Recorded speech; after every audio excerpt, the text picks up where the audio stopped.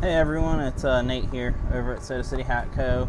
I'm gonna be doing a little video, since I keep getting asked about this, on how to set up and print the texture build patches like I've shown in the past, like these ones here. Just some examples to show you what our RefineColor printers are actually capable of doing. But I'm going to show you how to set it up with single color patches like this full black print, and I'm going to do a print setup on that and everything, and I'll also show you how to set up the file like I did on some other ones I recently did, which were some multicolor, where I did each color a different print raise and everything to make it look cooler and better.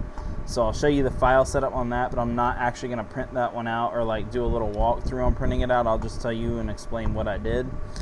So first I'm going to start off by taking this and flipping it around and showing you my Illustrator screen and how I did everything through here first, and then I'll show you the print process. Alright, so to start here, I have a file ready and everything. I'm going to do my normal image trace, or actually, since this is a vector, I can take it and do an offset. Do my offset there, and then I'll do my pathfinder. Just doing this quickly since I have other videos explaining how. So to start, I have this file. I'm going to save my PDF for the print file. So I'll hide that. I'll save my PDF for the print file. God, trust. Do PDF here. Alright. And then I'm going to have just the image shown here. I'll save that as a PNG. So, best way I figured out to get a good lineup, so that way your registration marks aren't printed thick as heck and cause an issue with lining up when printing. I save it like this. I'll save this. I'll take this file over and I'll print this, and then I also save it without registration marked, and this is going to be the build-up part that I use. And I normally save it with no reg or something like that, so that I know that it's the one without the registration marks.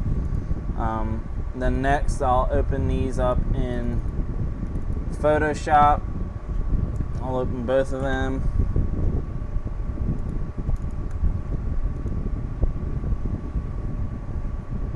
I'll run my CMYK extract expand action that is posted in the group from Angel, based off the videos we both created about the action buttons, so you don't have to go through everything. Add your white spot color, and it will add your varnish for you, and then it will also save it as a TIFF file for you.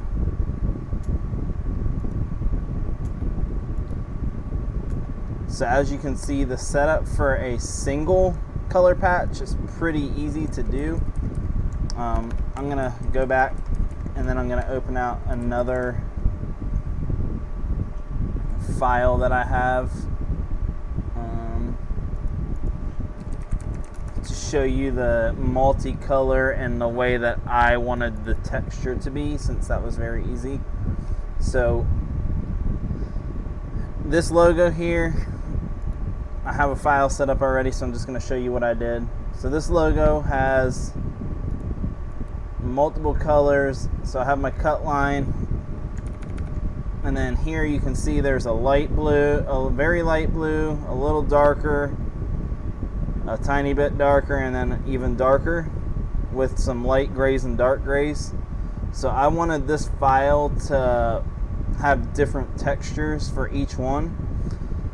So I spent probably about an hour setting this file all up for myself to print out the way I wanted, and the customer absolutely loves them, so I'm glad I did. They ordered a sheet of them and stuff, and will probably come back.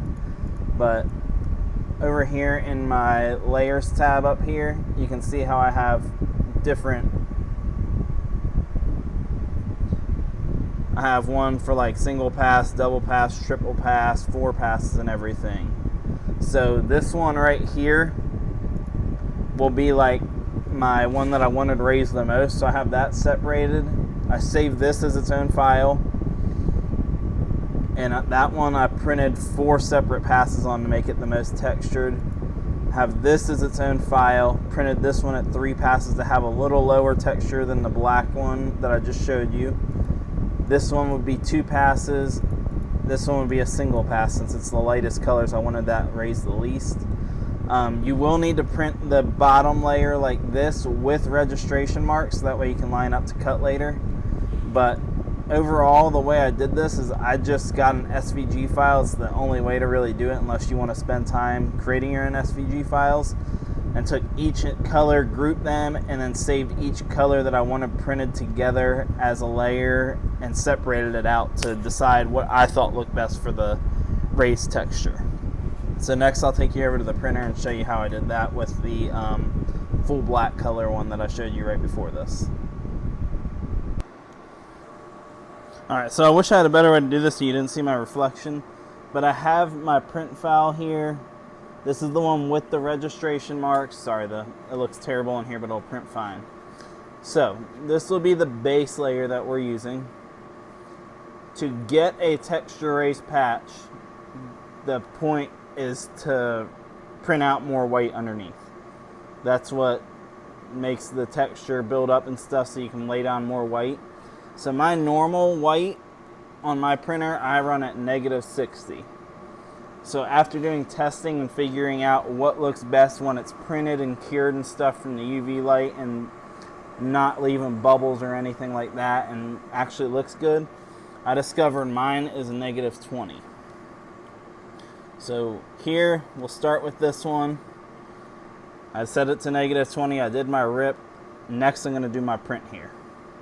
I'm only gonna do 1 pass of this one. So I'll print it now and show you what it looks like after this, and then I'll show you the next step.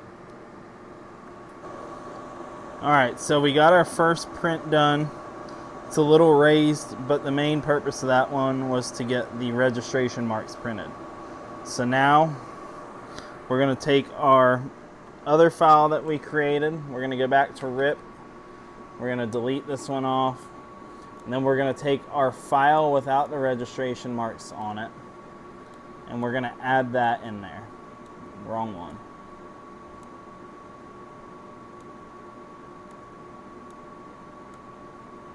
So we're going to add that one in here. Now we're going to print it without printing the registration marks, so that way the registration marks don't get a buildup on it, because then it's harder to line up in your laser. So now for this one, I normally come in here and I'll do 3 passes at this. So I change my number of prints to 3. It'll print through that 3 times. Only issue is once I click print, it's going to print this. Once it finishes, I'll come over here and tap this down just super quick like that between each one that it reprints. So that way you're getting it good and it's not going to hit the print head or anything if it's too close. So once you finish the process that I just showed you, once it's done, your print will be texture built up if you have the right spot channel set up for white and the right amount of white printing out. You may need to do more than 3 or 4 passes. It all just depends on what you're looking to achieve with it. Then once you complete that, you'll just take it over to your laser and do light burn print and cut to print out the patch and everything. And if you need help with that, I have a YouTube video as well on the light burn print and cut that you can follow to figure all that out. If you have any questions, drop them below or feel free to reach out to me, and I hope this helps.